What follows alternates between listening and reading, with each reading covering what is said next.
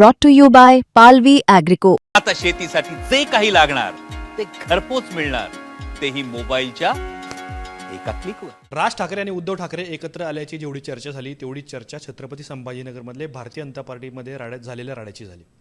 भारतीय जनता पार्टीमध्ये नेते विरुद्ध कार्यकर्ते असा सामना पाहायला मिळाला, जिथे एका मंत्र्याची गाडी अडवण्यात आली आणि एका नेत्याला किंवा विद्यमान खासदाराला काही लोकांनी शिवेगाळ सुद्धा केली. पण दुसरीकडे शिवसेना उद्धव बाळासाहेब ठाकरे गटामध्ये 20 नाराज लोकांना मनवण्यात आलं आहे. यश आलं आहे, कारण इथले स्थानिक नेते शिवसेना उद्धव बाळासाहेब ठाकरे गटाचे नेते माजी खासदार चंद्रकांत खैरे यांनी शिवसेना युबीटीतल्या सगळ्या लोकांना त्यांची समजूत काढली आणि त्यांनी एक प्रकारे त्यांच्या उमेदवाराला पाठिंबा दिला.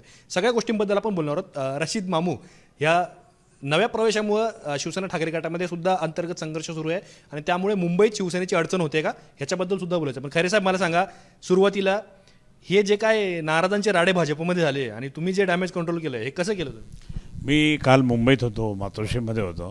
मातोश्रीमध्ये बसून मी जवळपास 20 लोकांना मागे घ्यायला लावलं. तिथे बसून 20 लोकांनी मागे घेतलं, ऐकलं, थोडंसं समजून काढली, थोडंसं त्यांना सुचकारलं. परंतु ते आम्हीच निर्माण केलेले कार्यकर्ते असल्यामुळे त्या ठिकाणी त्यांनी ऐकलं आणि बरेच लोकांनी पाठिंबा घेतला. तुम्हाला नाही का वाटलं की आपली पण गाडी अडवली जाईल, आपल्याला कोणीतरी काहीतरी बोलायचं? काय आमच्या तसं होऊच शकत नाही, आमचं तसं होऊ शकत नाही. एक वर्ष काहीतरी झालं होतं, एका ठिकाणी दगडफेक केली होती, आम्ही लगेच त्याला पकडून त्याला व्यवस्थित केलं होतं. मग त्यानंतर कोणी हिंमत करत नाही असं नाही. आणि भाजपमध्ये काय झालंय इतकं टोकाला भाजपमध्ये? भाजपमध्ये काय, भाजपवर मात्र खूप आता मोदी मोदी मोदी किंवा देवेंद्र केले, खाली एकदम नाही आता. कार्यकर्त्यांची फळी एकदम संपून गेली. ते आता काहीच नाही तिथं. काय तुम्हाला काय चित्र दिसतंय महानगरपालिकेत? असं दिसतं महानगरपालिकेमध्ये त्या ठिकाणी आता हे सगळे भांडणं आपसात खूप चालले आणि आम्ही मात्र सतर्क आहोत. आणि कोणी आता इथे पैसे वाटण्याचा कार्यक्रमसुद्धा होऊ शकणार नाही, कारण एकेका प्रभागामध्ये 10-10, 15-15, 20 लोक असे आहेत की ते हा काय करतो, तो काय करतो, तो वाच ठेवण्याचं काम पण करतात. कार्यकर्तेसुद्धा वाच ठेवण्याचं काम करतात. बाबा आपला उमेदवार त्या ठिकाणी पडू नये, आपला उमेदवार त्या ठिकाणी जिंकून यावं म्हणून काम करतात. कोणी एकमेकांचे असं पैसे वाटप करण्याचा कार्यक्रम करतात का, ते सुद्धा आपण लक्ष ठेवलं पाहिजे. असं कार्यकर्त्यांनी सतर्कता ठेवलेली म्हणून व्यवस्थित चाललं. शिवसेना भवनात आपण भेटलो होतो, त्यावेळेस तुम्ही मला सांगितलं होतं की आपण ह्या विषयावर परत चर्चा करणार नाही. आणि मला नाईलाजाने तुम्हाला तो प्रश्न विचारावाच लागतोय, का अंबादास दानवेंसोबत तुमचा वाद परत सुरू झाला? नाही, अंबादास दानवेबद्दल मी आणि अंबादास दानवे हा मीच मोठं केलं त्याला. म्हणजे मीच त्याला शिवसेनेत घेतलं, मीच त्यांना टिकवलं, मीच त्यांना सगळं मार्गदर्शन करतो. इथं तो हुशार आहे, नो डाऊट, पण हुशार आणि तो गुड प्लॅनर पण आहे. परंतु प्रत्यक्षात आपल्या डोक्यात हवा जाऊ नये हे माझं म्हणणं असतं. कसली हवा गेली त्यांच्या डोक्यात असं तुम्हाला वाटतं? असं जाऊ नये. अरे शेवटी आपण जमिनीवर राहिलं पाहिजे. आपण आता मी इतका मोठा माणूस आहे, 20 वर्ष खासदार, 10 वर्ष आमदार, 5 वर्ष पालकमंत्री, नगरसेवक पण होतो, हे सगळं. आणि मी असं मी स्वतः जमिनीवरच आहे. जो जमिनीवर राहतो तोच पुढे अजून येतो, जो जमिनीवर राहत नाही तो परत राजकारणात येत नाही, असं ती परिस्थिती. तुम्हाला माहिती आहे ना की आता उद्धव ठाकरेंचं लक्ष पूर्णतः मुंबईवर आहे. ठीक आहे, बाकीच्या आता मला वाटतं 10 तारखेला इथं पण त्यांची सभा आहे. पण दोन्ही ठाकरे एकत्र आल्यानंतर शिवसेना ठाकरेकडे सगळी शक्ती मुंबईत लागली आहे. आणि लोकसभेला जास्त तुमच्या दोघांचा वाद झाला, तर मला आठवतं की उद्धव ठाकरेंनी तुम्हाला दोघांना बोलून घेतलं होतं, दोघांची समजूत काढलेली होती. आता या निवडणुकीमध्ये उद्धव ठाकरे यांच्यासाठी एक नवीन क्रायसिस आहे, तुम्हाला दोघांना परत समजावणं, परत सगळ्या गोष्टी दूर करणं. आता ही निवडणूक म्हणजे महानगरपालिका निवडणूक आहे, कार्यकर्त्यांची निवडणूक आहे. कार्यकर्ते सगळ्यांचे आपलेच असतात, आमच्या पाठीमागे असतात. म्हणून कार्यकर्त्यांना निवडून आणण्याचं काम आम्ही सगळेजण करणार आहोत आणि त्यामुळे तो प्रश्न नाही आहे. पण लोकसभेच्या वेळेस त्या ठिकाणी खूपच झालं होतं, आता हे तसं नाही आहे. इथे आदित्य ठाकरे आले, त्यांनी काही समजावलं, काय मध्यस्थी करण्याचा प्रयत्न केला? नाही, तो काही प्रश्नच उपस्थित झाला नाही. आता काल मी मातोश्रीत होतो, माननीय उद्धव साहेबांच्या बरोबर बरीच चर्चा झाली, पण असं काही दिसलं नाही. त्यामुळे आपल्याला सगळं निवडून आला. खरे साहेब म्हणलं, बिलकुल साहेब, आम्ही आणतो तुमच्या आदेशाप्रमाणे. मला तर अजून 2-3 ठिकाणी जायचं, मला 2-3 महापालिकेच्या प्रचाराला पण जायचं. त्यांनी सांगितलं इथं पण जा, तिकडे पण जा. म्हणजे जबाबदारी दिलीच नाही त्यांनी, ही करून ते पण केलेलं. संभाजीनगर जे पकडून सोलापूर आहे, लातूर आहे. लातूरचं इतकं विशेष नाही, पण सोलापूर महत्त्वाचं आहे. तर त्यामुळे मी सोलापूरला पण आता जाणार आहे 7 आणि 8 तारखेला. पण अंबादास दानवेंच्या बोलण्यातून असा सुद्धा सूर होता की मातोश्रीवरून घेतलेल्या निर्णयाला चंद्रकांत खैरे आक्षेप कसा काय घेऊ शकतात? मातोश्रीवर निर्णय होतो की नाही होतो ते मलाच माहिती झालं का, फक्त मातोश्रीचं कोण नाव सांगतं हे पण मला माहिती आहे. असं अनेक जण होतं की फक्त मी आत बसायचे आणि कार्यकर्ते बाहेर बसायचे आणि मग आज मुस्लिम साहेबांची चर्चा खूप चालली, काहीच नसतं ते. हे असे खोटे नाटे बोलणारे खूप लोक आहे. पण ते ठीक आहे, मातोश्रीचा आदर, मातोश्री दैवत आहे आमचं, आदर आम्ही करणारच आणि कुठेही घेणार. म्हणून प्रत्यक्षात जाऊन भेटून विचारणा माहिती घेणं गरजेचं असतं. पण तुम्ही जे काय बॅटिंग केली आहे त्या रशीद मामूनच्या प्रवेशानंतर, काय तो व्यक्ती कसा आहे, काय तुमचा तो एक व्हिडिओ व्हायरल झाला, तुम्ही त्याच्यासोबत तुम्ही वाद घालताना दिसतात, काय ते सगळं नेमकं काय घडलं? भाजप आणि शिंदे गट हे नेमकं टोकाटोकी करायला लागले, टोनबे मारायला लागले आम्हाला. ते असे टॉन्ट मारायला लागले ना की त्यामुळे आमचं हिंदुत्व त्या, आणि त्यांना हेच आहे, यांचं हिंदुत्व नाही हिंदुत्व.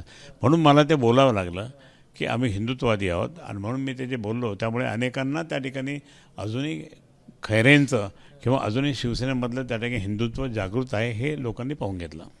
काय आवश्यकता काय होती? जर रशीद मामूवरती भाजप आरोप करताय, तुम्ही आक्षेप तुम्हीच घेतलेला होता, म्हणजे जर अंबादास दानवे म्हणतायत की मातोश्रीवर प्रवेश झाला, तर मग तुम्ही आक्षेप का घेतला याच्यामध्ये, जर मातोश्रीवर प्रवेश दिला गेला? नाही नाही, मातोश्री प्रवेश केला म्हणून काय असं नाही. मातोश्री प्रवेश केला म्हणून तिकीट देणार असं नव्हतं.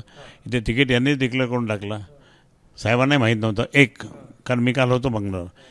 परंतु मला या ठिकाणी मी का विरोध केला होता, 17 जानेवारी 1986ला आमचा जो प्रचंड मोठा मोर्चा निघाला होता, तो शिवसेनेचा हा पहिला मोर्चा, आणि शिवसेना नुकतीच स्थापन झालेली होती. त्यावेळेस 1 वर्ष पण झालं नव्हतं शिवसेना स्थापन होऊन.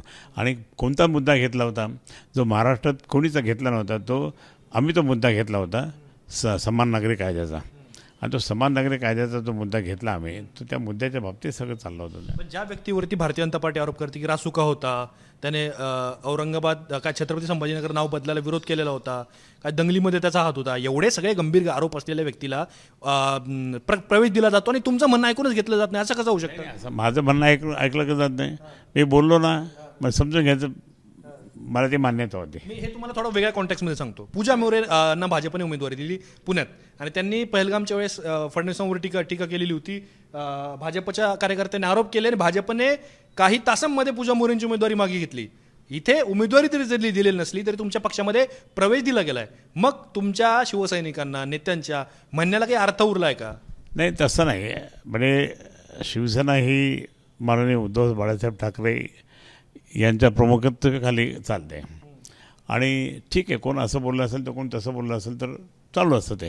परंतु प्रत्यक्षात त्या ठिकाणी रशीद मामू हा विषय आता संपलेलाच आहे. त्यामुळे आता त्या विषयावर आता परत असं गहन चर्चा करायची आवश्यकता नाही. कशाला वेळ द्यायचा त्याला?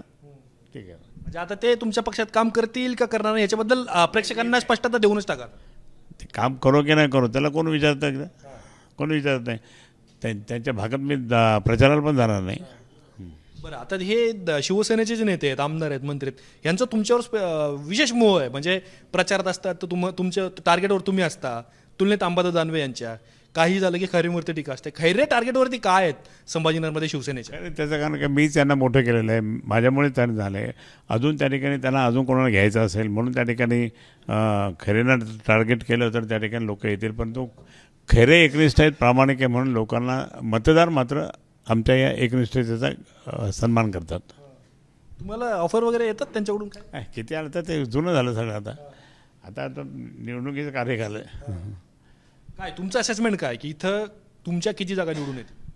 नाही, मी सांगतो तुम्हाला, खरोखर त्या ठिकाणी जसं मागे 1988चं वातावरण होतं ते शिवसेना प्रमुखांच्या उपस्थितीमध्ये होतं. आज माननीय उद्धवजीच्या नेतृत्वाखाली आहे, आणि आज दोन्ही भाऊ एकत्र आलं हे पण चांगलं झालेलं आहे. त्यामुळे निश्चितच आज ही महापालिकासुद्धा तशीच आमची जी 88ची आली तशीच 88 सारखीच महापालिका आमची ताब्यात येऊन. खरे साहेब, तुम्ही छत्रपती संभाजीनगर बोलत असलात तरी सुद्धा महाराष्ट्राबद्दल तुम्ही सुद्धा अनेकदा मतं व्यक्त करता. दोन्ही भाऊ एकत्र आल्यानंतर भारतीय जनता पार्टीने महाराष्ट्रभर प्रचार सुरू केला आहे की जर उद्धव ठाकरे यांची मुंबई महानगरपालिकेमध्ये सत्ता आली तर खाड नारडावांचा व्यक्ती महापौरपदी बसेल. म्हणजे भाजपने ध्रुवीकरणाचा मार्ग अवलंबला आहे. ते भाजपवाले इतके खोटे नाटं बोलतात ना, टोमणे मारतात, खोटे नाटं बोलतात. त्या भाजपवाल्यांचं आता जनता पण ऐकत नाही, कारण त्यांनी पैसे देऊन मतं घेतलेलं आहे. अशा लोकांचं काय ऐकणार? तुम्हाला हिंदुत्वावरून का टार्गेट करण्याचं नेहमी? अरे, हिंदुत्व हेच आमचं, हे हिंदुत्व आमचं आहे की त्यांच्या हातात कोणाच्या आहे? रुद्राक्ष वगैरे आहे, ते याला म्हणतात हिंदुत्व. म्हणजे हिंदुत्ववादी मी आहे ना इथं मजबूत, आणि माझे साहेब आहेत उद्धव साहेब. मग काय? पण मग आता हे जे इथं मी बघत होतो, इथं 7-8 मुस्लिम उमेदवारांना तिकीट देण्यात आली आहेत. नाही आमच्याकडं नाही अरे, आता आहे असं 8-9 हजार जर एका प्रभागामध्ये जर मुस्लिम असेल मग त्यांची जी डिमांड है कि साहब हम मशाल को वोट देने वाले हैं, हम उद्धव साहब को मानने वाले हैं, उद्धव साहब के लिए हमको वोटिंग करना है, मग चांगली गोष्ट आहे ती, मग यायला काय हरकत नाही. आणि आता हे त्यांच्यामध्ये पण ते मुसलमानांचे मतं विकत घेण्यासाठी ते बऱ्याच वेगवेगळ्या पद्धतीने MIMला पकडून यांना पकडून त्यांना पकडून चालूच त्यांचं राजकारण. पण संभाजीनगर तुम्ही बघा, भारतीय जनता पार्टीमध्ये कलह सुरू आहे, MIM मध्ये पूर्ण स्प्लिट झाली आहे. नेते काय, मी त्या दिवशी नासिर सिद्दीकींचा व्हिडिओ बघत होतो, इम्तियाज जलील यांचा फोटो फाडत होते आणि शिवसेनेमध्ये सुप्त संघर्ष दिसतो. पण तुमच्या पक्षामध्ये सगळं सुरळीत सुरू आहे. एकदम सुरळीत आहे, आमच्या पक्षात सुरळीत आहे. आम्ही भांडू करू परंतु आपल्या पक्षासाठी सगळ्यांनी एक दिलाने काम करू. हे तुम्ही दानवेंना सुद्धा सांगताय. नेहमी सांगतो अंबादासला, पण ते कोणीतरी त्याला फूस मारत असतं म्हणून तो त्या असं जातं. पण त्याला म्हणलं जरा असं झुकून राहतो तसं राहतो. महापौर कुणाचं होईल? महापौर हा महाविकास आघाडीचा होईल, कारण महाविकास आघाडी म्हणजे जे पक्ष आहेत त्यांच्याकडे पण जे त्यांचे नगरसेवक येतील, पण त्यावेळेस महापौर हा महाविकास आघाडीचाच होईल. शिवसेनेचा म्हणजे शिवसेनेचा होईल, म्हणजे शिवसेनेचा होईल. खैरे साहेबांनी अनेक गोष्टींवरती त्यांची मतं मांडलेली आहेत. दानवेंसोबत त्यांचा संघर्ष आहे किंवा महानगरपालिका निवडणूक, भाजपचे आरोप, रशीद मामूद यांचं जे काय झालं आहे आणि त्यांना विरोध केला आहे त्याच्याबद्दल सुद्धा ते बोलले. पण छत्रपती संभाजीनगरमध्ये त्यांनी ते म्हणतायत की मी 20 ते 22 नगरसेवकांना फोन करून त्यांना मनवलं आहे आणि त्यांना एक प्रकारे अर्ज मागे घेण्यासाठी विनंती केली आणि त्यांनी ऐकलं. म्हणजे ज्या वेळेला भारतीय जनता पार्टी आणि शिवसेनेमध्ये किंवा खास करून भाजपमध्ये इथे राडे होत आहेत, मंत्र्यांची गाडी अडवली जाते, एका खासदाराला कायचं काय बोललं जातं, व्हिडिओ समोर येतात, त्यावेळेला शिवसेना युबीटीमध्ये मात्र 2 नेते वगळता फारसा संघर्ष ते दिसत नाहीत. अंबादास दानवे आणि खैरेमध्ये काय आरोप प्रत्यारोप झाले, पण आता ते शमलेत. ज्यावेळेला उद्धव ठाकरे यांची सभा 10 तारखेला होणार आहे, आदित्य ठाकरे यांची रॅली झालेली आहे, त्यामुळे छत्रपती संभाजीनगरमध्ये काय होणार याकडे सगळ्यांचं लक्ष असणार आहे. कॅमेरामॅन इसरार सोबत मी आतिक, छत्रपती संभाजीनगर.